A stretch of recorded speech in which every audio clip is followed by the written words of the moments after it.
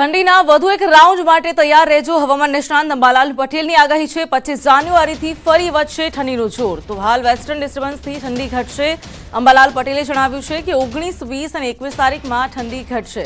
તો 25 થી 27 જાન્યુઆરીમાં ફરી ઠંડીનો રાઉન્ડ વધશે. ઉત્તર અને મધ્ય ગુજરાતમાં તાપમાન 10 થી ઓછું રહી શકે છે. તો ફરી એકવાર કાતિલ ઠંડી પડી શકે છે. ઠંડીના વધુ એક રાઉન્ડ માટે તૈયાર રહેજો તેવું અંબાલાલ પટેલે જણાવ્યું છે.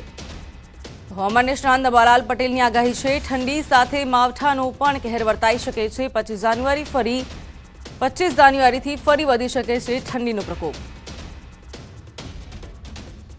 ઠંડી સાથે માવઠાનો પણ માર પડશે તેવું અંબાલાલ પટેલ જણાવી રહ્યા છે. કાપણી સમયે જ રવિ સિઝન પર તોળાતું સંકટ 3 દિવસ બાદ થઈ શકે છે માવઠું. તો 23 થી 29 જાન્યુઆરી સુધી માવઠાની આશંકા છે.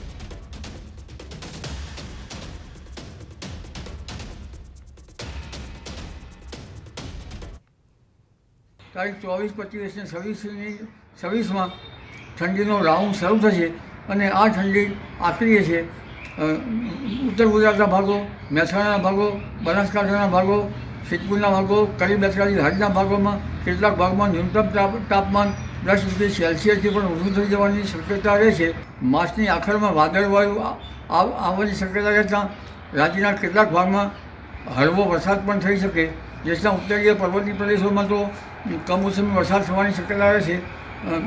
જેની અસર દિલ્હી, હરિયાણા, પંજાબ અને રાજસ્થાનના ભાગ સુધીમાં થશે.